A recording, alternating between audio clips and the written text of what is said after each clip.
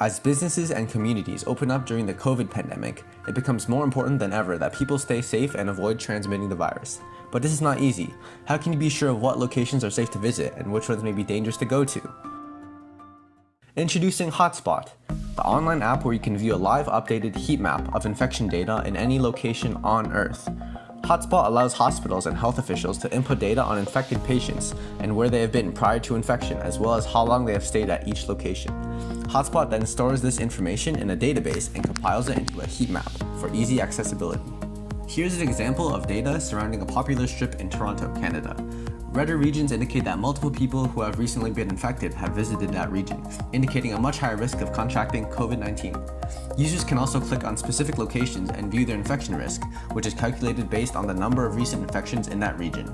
Thus, users can use this app to plan around dangerous regions and safely navigate in public, preventing further infections and helping end this pandemic. Additionally, hospitals can log into their respective accounts, where they have access to the hospital dashboard. In the dashboard, a list of infected patients and their location history is stored.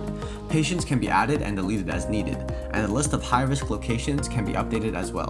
When adding a new data point, hospitals input the approximate number of hours that the patient has spent at that location, as time heavily influences infection risk. Finally, as a security measure, hospitals can log out of their accounts. Only officials can log in and add patient data, whereas casual users can only view data. Our world has been making a slow recovery from the pandemic, but that's where Hotspot steps in.